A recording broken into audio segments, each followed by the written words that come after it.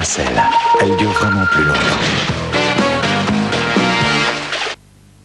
Par un juste dosage entre 4 huiles végétales, nos nutritionnistes ont réussi à obtenir exactement la margarine qu'ils avaient prévue. C'est Prima, une margarine unique pour votre équilibre nutritionnel.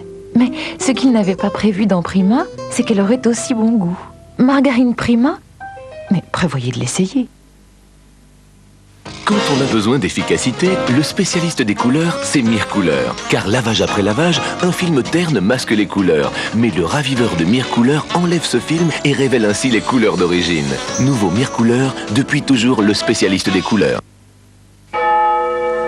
Don Patillot. Oh Seigneur, vous avez vu ce qu'ils mangent tous ces athlètes pour être en forme? Ils mangent des sucres lents. Oui Seigneur, des pâtes. Oui, mais eux ce sont des sportifs, Don Patillot. Et ma vie à moi, Seigneur, c'est pas du sport? À longueur de journée? Sur mon vélo? Tu veux dire que c'est pour ça que tu manges des panzani? Oui. Et vous n'en mangez pas, vous, des pâtes? Des pâtes, oui mais des panzani. Que faites-vous pour que la douche ne dessèche pas votre peau? Moi, j'utilise le nouveau Fadouche 2 en 1. La fraîcheur du gel Fa plus un lait hydratant. Fadouche 2 en 1 me procure une sensation de fraîcheur unique et laisse ma peau hydratée comme elle est corporelle. Ma peau reste douce, très douce, parfaitement hydratée. Nouveau Fadouche 2 en 1. Fraîcheur Fa et hydratation en un seul geste. Qu'est-ce que vous faites ce soir? Ce soir, je fais des galipettes. Ouais. Ça vous dérange pas de me déranger là? Je tourne. Je m'éteins en blonde. Et vous? J'entretiens l'amour. Attaque, Elvis. Ça te va pas, non? Des bébés. Et vous, qu'est-ce que vous faites ce soir? Ce soir, je dîne avec William. C'est le meilleur. Ce soir, on dîne avec William. William Sorin.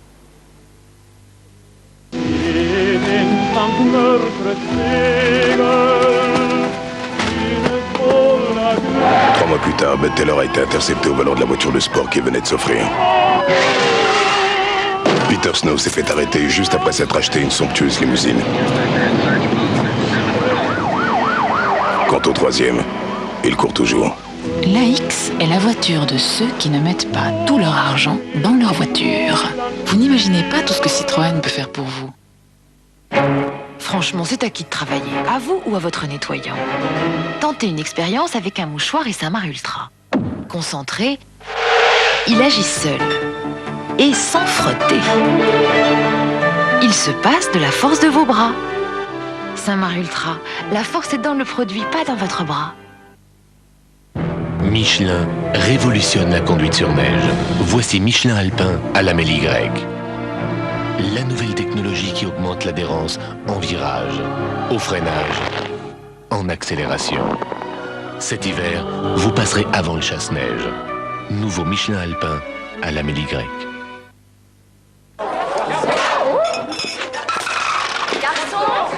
Avec les journées que l'on a, la fatigue a tendance à s'installer dans notre vie. Qu'est-ce que ce sera? Un café. Avec un verre d'eau, comme d'habitude. Eh oui. On est de moins en moins disponible pour ceux qui nous entourent. C'est le signal pour une cure de Sargenor, un médicament contre la fatigue. Sargenor, mieux avec soi-même, mieux avec les autres. Demandez conseil à votre pharmacien. Chute de cheveux? Jean-François Lazartigue vous conseille son activeur pilaire au liposome. Jean-François Lazartigue, spécialiste du soin capillaire.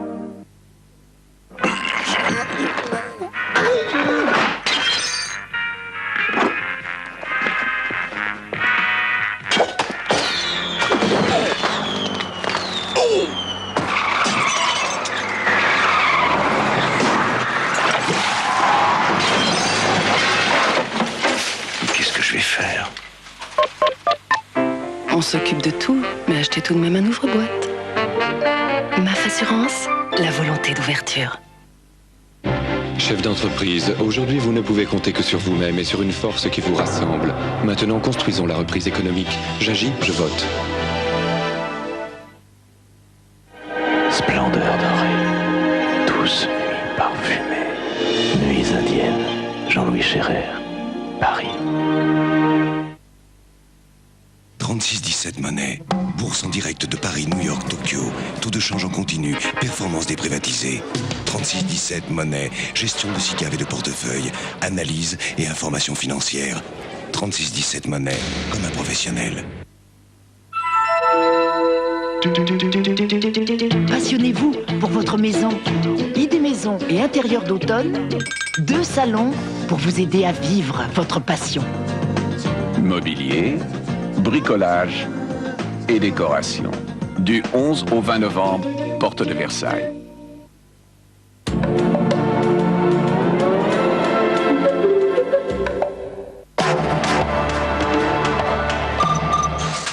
France 3 avec Citroën Évasion donne rendez-vous à tous les gens épris de liberté. Après 2 semaines de galère, à Pointe-à-Pitre, tout est prêt pour faire la fête avec les skippers qui ont tiré leur épingle du jeu. En direct et en exclusivité sur France 3, vous serez les premiers à voir l'instant magique où le vainqueur franchit la ligne. Cap sur le soleil, c'est la route du Rhum et c'est sur France 3. L'arrivée de la route du Rhum en direct sur France 3, ne quittez pas votre télé des yeux.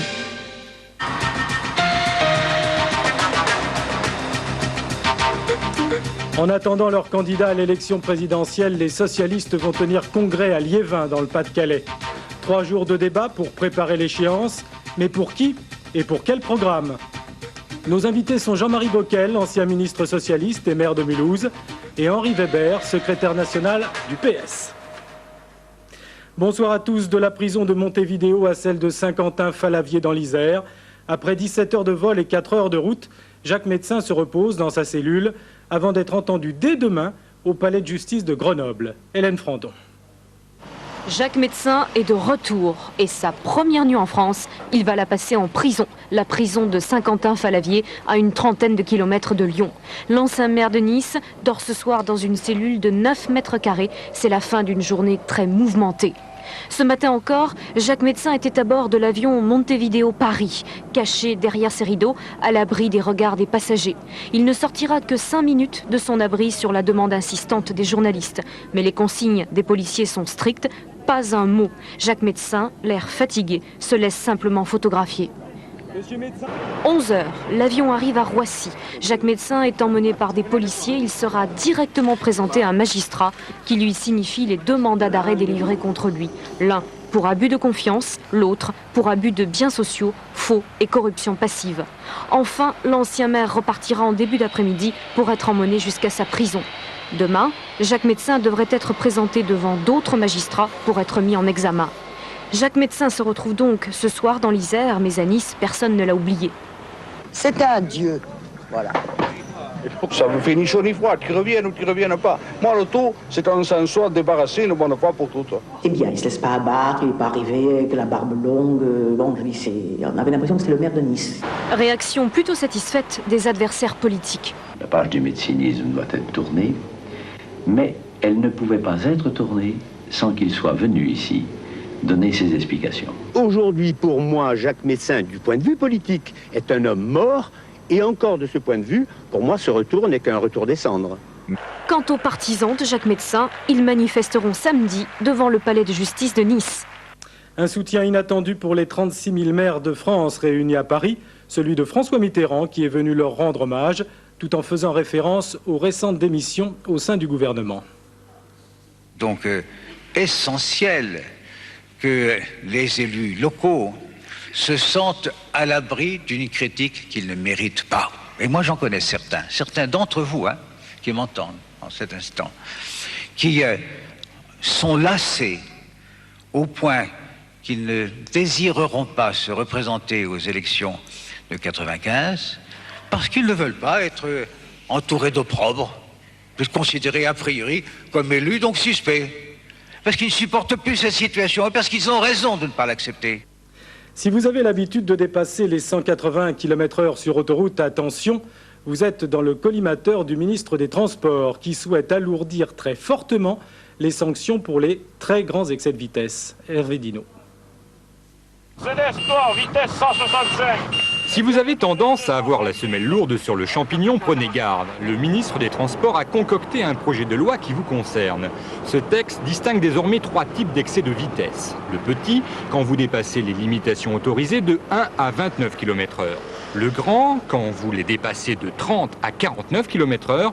Et le très grand, quand vous poussez l'aiguille du compteur plus de 50 km/h au-delà de la vitesse autorisée. Et si vous appartenez à cette dernière catégorie, la note sera salée.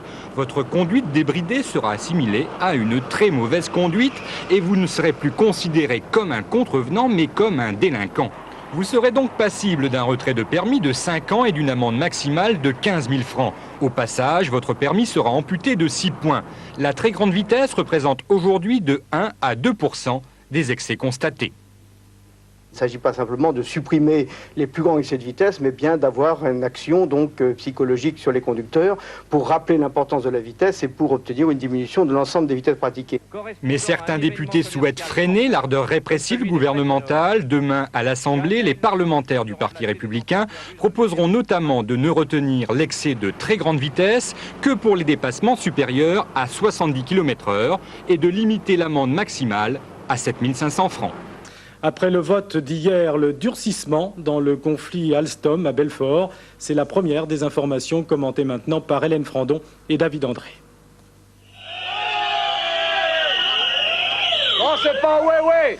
C'est non. C'est sous 48 heures, levez des piquets, autrement c'est les CRS. La colère des grévistes de Belfort quelques minutes après la décision du tribunal de grande instance. Un tribunal saisi en référé par la direction de l'usine Alstom qui a donc demandé l'évacuation des grévistes qui occupent l'usine. Ils ont 48 heures. Aujourd'hui, l'heure était au durcissement du mouvement entamé depuis 3 semaines. Les syndicats ont contesté les résultats du vote organisé hier par la direction sur la reprise du travail. Selon eux, moins de 40% des salariés ont voté. Ce soir, le gouvernement dit faire confiance aux médiateurs désignés dans le conflit, mais l'intéressé reste prudent. Plus le temps passe et plus les positions se radicalisent et ensuite c'est très compliqué de raccorder les morceaux. Une nouvelle manifestation est prévue à Belfort samedi prochain. Les policiers étaient en planque depuis 2 jours devant cet immeuble à Toulon.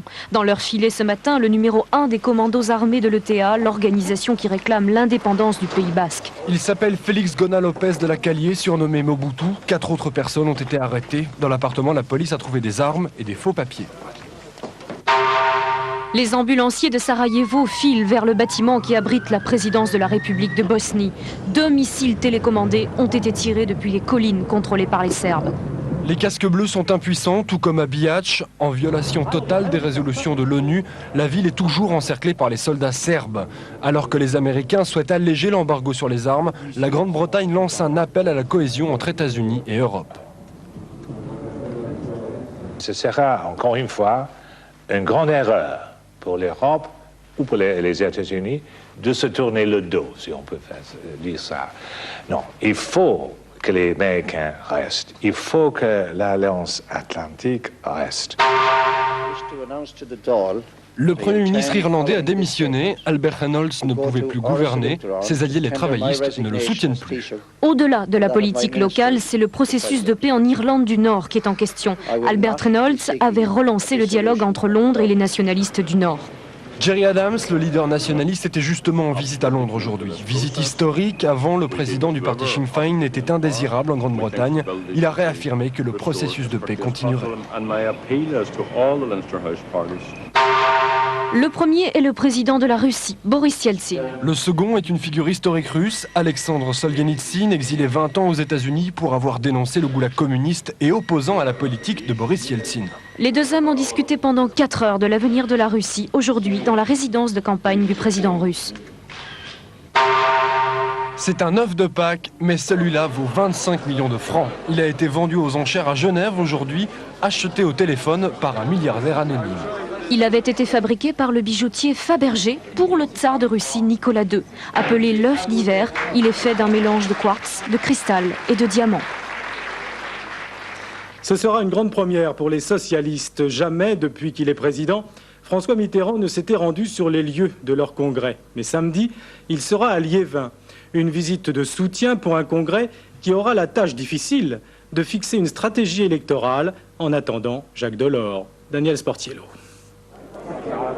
Henri Emmanuelli aime bien les militants et les militants le lui rendent bien. Le coup de barre à gauche qu'il a imposé dès son accession à la tête du PS a reçu dans les fédérations un accueil favorable. La base socialiste, en quête d'identité après les déroutes électorales, apprécie le retour aux sources.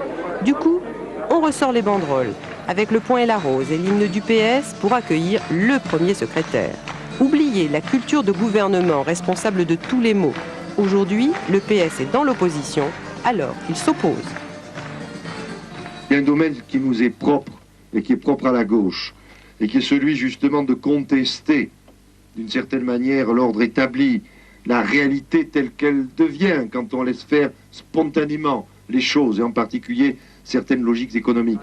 Et le PS de se replonger dans les délices de l'union de la gauche. Retrouvailles avec le Parti communiste, proposition d'Henri Emmanuelli au congrès de Liévin des 35 heures sans diminution de salaire, c'est la nouvelle orientation d'un PS qui a évincé Michel Rocard.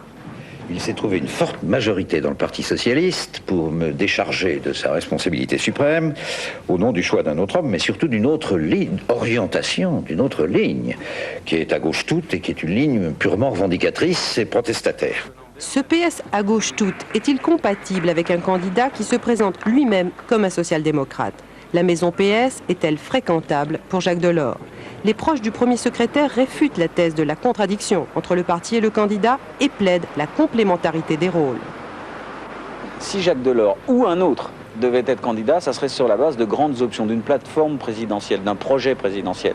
Et à ce moment-là, nous soutiendrons ce projet.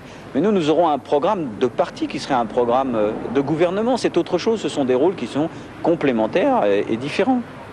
Décidée à cultiver sa différence, la direction du PS n'entend pas à Liévin faire la place belle aux candidats virtuels. Mais comment éviter la question du soutien à Jacques Delors quand elle est posée avec insistance par de nombreux responsables socialistes? La direction du Parti socialiste, c'est infinitésimal dans les enjeux du congrès de Liévin. Personne ne la remet en cause. Pourquoi? Parce que ce n'est pas le problème. Le problème, c'est bien la situation politique de la France et l'avenir de la France, l'avenir de la gauche dans la France. L'enjeu, c'est la victoire aux élections présidentielles et donc le soutien à la candidature de celui qui peut porter l'espérance de la gauche, l'espérance du Parti socialiste, Jacques Delors. Une ombre qui flottera sur le congrès de Liévin. Mais la question de la candidature ne devrait pas tourner à l'affrontement, puisqu'une autre présence, bien réelle celle-là, à 2 pas du congrès de Liévin, imposera aux socialistes d'avoir l'esprit de famille. Jean-Marie Bockel, bonsoir. Bonsoir. Vous vous attendiez à cette visite de François Mitterrand au congrès de Liévin. Comment la recevez-vous? C'est une visite surprise, mais j'ai envie de dire chapeau, parce que personne n'est parfait, mais c'est quand même un sacré bonhomme. Si vous me permettez cette familiarité, moi j'ai adhéré, comme beaucoup, au Parti socialiste en 1973, et il incarne quand même pour moi cette aventure collective qui a fondé notre engagement. Et puis on peut dire aujourd'hui qu'avec des hauts et des bas, il est quand même fidèle à l'essentiel et il nous rappelle quand même tout ce que nous avons fait, tout ce que nous faisons avec bien sûr nos erreurs, nos fautes, mais aussi nos utopies, nos espoirs, les grandes réformes que nous avons engagées, enfin tout ce projet de société qui quand même aujourd'hui fonde notre engagement. Sur les espoirs, on va y revenir. Quelle signification donnez-vous à cette visite inattendue, Monsieur Weber, à votre tour? Bien, je crois que François Mitterrand avait envie de voir les travailleurs du Nord et ses amis socialistes, et qui ne sont pas superstitieux, mais il faut quand même noter que la dernière fois que François Mitterrand est venu rendre visite à un congrès socialiste, c'était en 79, et immédiatement après, ça s'est soldé par la victoire de la gauche. Alors les mêmes causes ne reproduisent pas les mêmes effets, mais on peut espérer que cette fois-ci, on ira de même vers une victoire de Jacques Delors. Vous y voyez un signe. Alors pendant 3 jours, les socialistes vont donc tenir un congrès extraordinaire, et cela à 5 mois des présidentielles. Jean-Marie Bockel, ce congrès peut-il vraiment élaborer un programme sans savoir qui vraiment sera le candidat? C'est très important qu'il y ait une sorte de contrat entre le Parti socialiste et puis le candidat, et ce candidat qui aura également à passer un contrat avec le pays.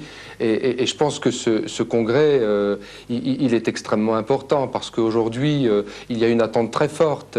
Parce qu'aujourd'hui, eh bien, on voit bien, au-delà de cette droite divisée, que le gouvernement ne bouge plus. On l'a vu encore ce soir à votre journal. Jean-Marie Bockel, le problème est de savoir si ce congrès va élaborer un programme qui va être imposé aux candidats, que ce soit Delors ou que ce soit un autre. Est-ce qu'il doit le faire? Est-ce que c'est le sens du travail qui va être fait pendant 3 jours? Non, pas du tout. Je crois que le Parti socialiste, qui apparaîtra comme rassemblé à Liévin, doit enrichir la réflexion du candidat. Je pense que sur les questions essentielles, sur la question de la lutte pour l'emploi, de la lutte contre l'exclusion, enfin toutes ces questions sur lesquelles aujourd'hui, véritablement on est en panne, véritablement le gouvernement n'apporte pas de réponse, nous avons, je parlais tout à l'heure de Mitterrand qui incarnait un projet de société, nous devons à nouveau incarner l'espoir. Et les socialistes, les militants socialistes, avec leur histoire, avec également ce qu'ils vivent au quotidien, dans leur ville, à travers également le travail qu'ils peuvent faire,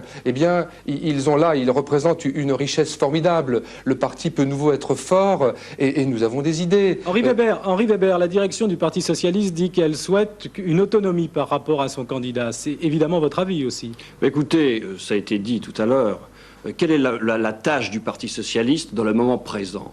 Le Parti socialiste a perdu en 1993 3 à 4 millions d'électeurs.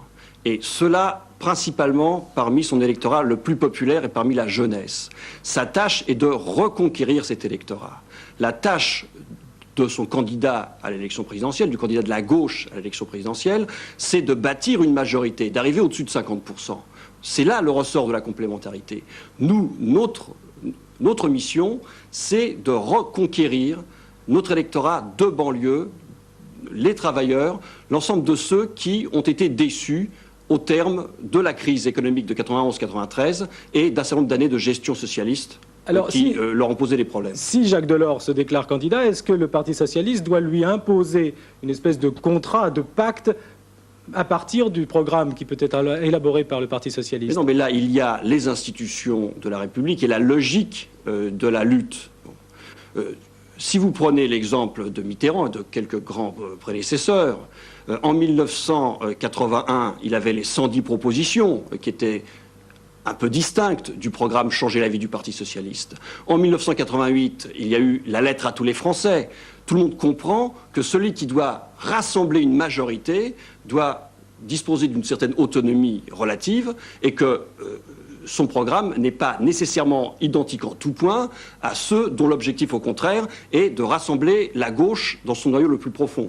Daniel Sportiello l'a rappelé tout à l'heure, Henri-Emmanuel lui souhaite donner un coup de barre à gauche. Est-ce que cela ne risque pas de créer une fracture avec les rénovateurs plus modérés, Jean-Marie Bockel?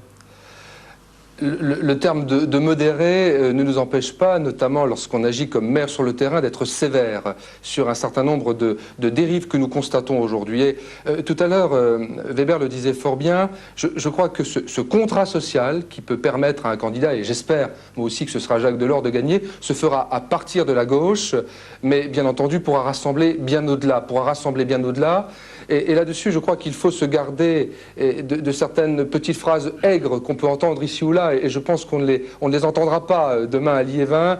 Je crois qu'il faut rappeler, y compris d'ailleurs vers un électorat plus modéré, qu'un candidat de la dimension de Jacques Delors, il est à gauche, il a une fibre sociale qui ne s'est jamais démentie, bien sûr il a la stature d'un homme d'État, et je crois qu'il est extrêmement sensible et à l'expérimentation sociale, et je crois qu'il est pétri de cette fidélité au Parti socialiste. Alors, si nous pouvons à la fois concilier cette fidélité à partir de la gauche et cette capacité de rassembler au-delà sur le contrat social qui est un enjeu de société et tout le monde le ressent, même les gens plus modérés, eh bien là on a les ingrédients de la réussite. Jean-Marie Bockel, certains membres de la majorité ont ironisé sur la phrase de Jacques Delors disant que s'il était candidat ce serait par devoir.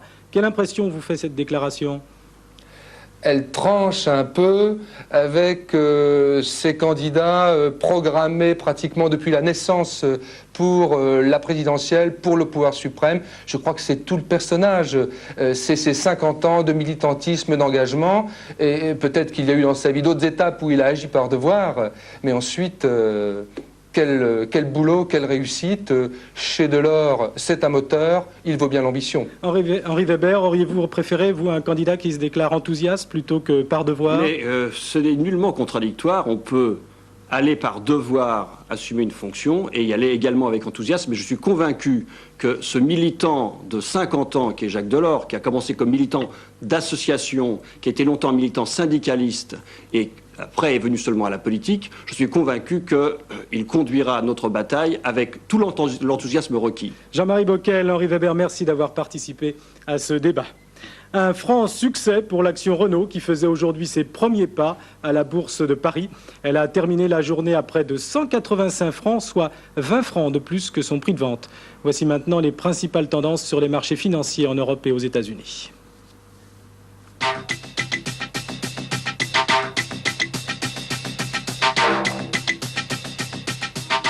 Dans notre série Réussite, Pierre Friedenreich a examiné aujourd'hui les résultats du Futuroscope de Poitiers, un parc d'attractions qui, pour ses 8 ans, s'est offert une augmentation de 30% de sa fréquentation. Depuis quelques heures, ils sont en vacances. Robots, manèges, toboggans et autres attractions hors service provisoirement pour congé annuel. Le parc de loisirs de Poitiers a terminé 1994 en trombe avec des résultats impressionnants.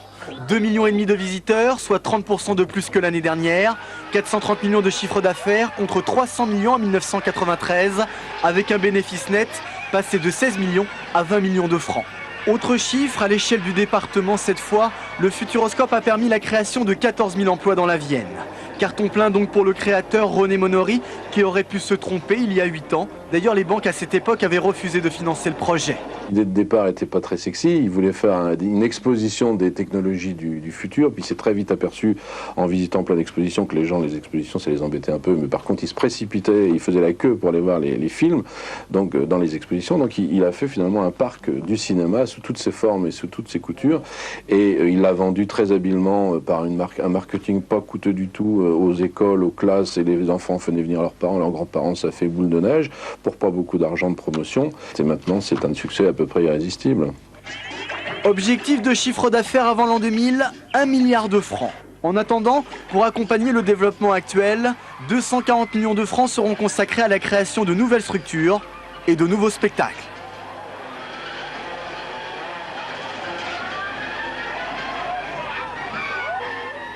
Enfin, un coup de cœur ce soir pour un très beau livre dont les bénéfices de la vente iront intégralement à la recherche et aux soins des enfants atteints du sida.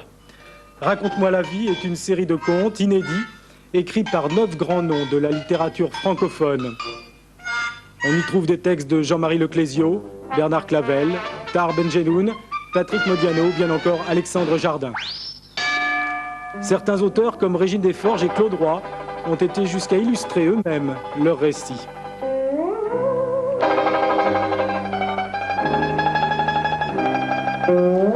Tous ont travaillé bénévolement, tout comme les 9 comédiens qui ont prêté leur voix pour enregistrer un double compact disque qui accompagne le livre et qui reprend les textes de ces contes.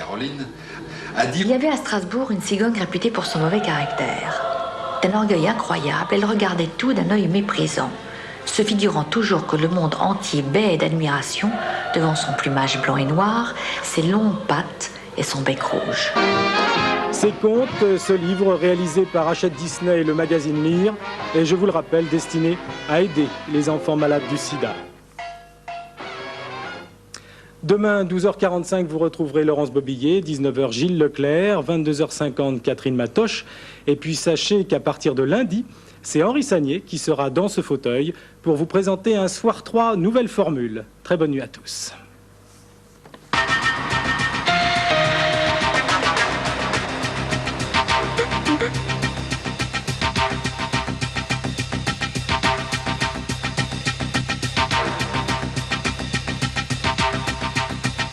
La guerre est finie, la tonte et les exécutions commencent. C'était l'épuration tout de suite dans les brûlures de l'histoire.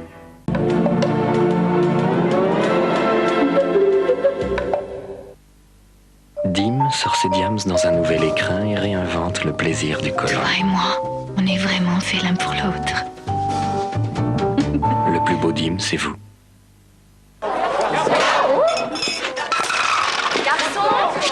Avec les journées que l'on a, la fatigue a tendance à s'installer dans notre vie. Qu'est-ce que ce sera? Un café. Avec un verre d'eau, comme d'habitude.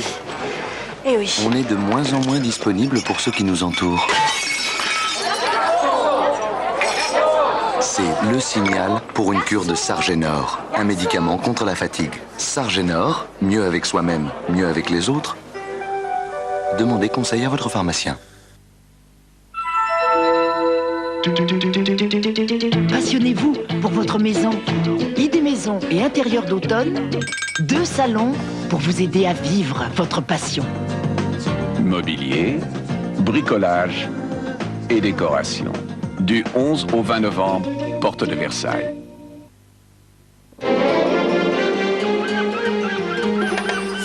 Ils aiment la découverte, les rencontres, l'amitié. Ils aiment les cultures, la beauté. Ils aiment les voyages, la liberté. Ils aiment la vie. Les Français sont comme ça.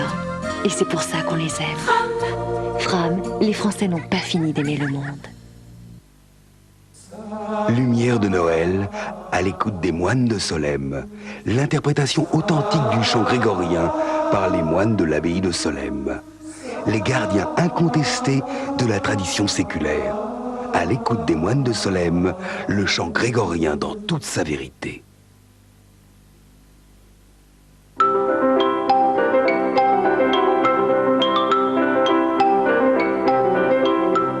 Savez-vous ce que fait cet homme? Il règle les derniers détails d'un prêt pour agrandir sa maison. Avec CTLM, pour demander un crédit, rien de plus simple. Prenez votre téléphone et parlons-en, librement. Nous trouverons ensemble la solution de crédit qui vous convient le mieux. CTLM, parce que c'est naturel d'évoluer. 05 116 116. Ça y est, le nouveau Presario de Compaq est sorti. Un ordinateur pour la maison qui remplace, devinez quoi? Votre télécopieur, votre répondeur et bien sûr, votre ancien ordinateur. Il remplace aussi votre lecteur CD et les consoles de jeux de vos enfants. Et tout ça, ça fait de la place dans la maison.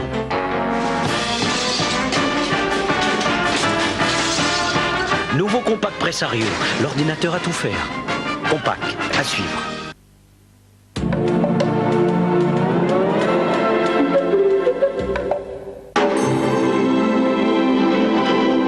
Étudiez-le avec soin.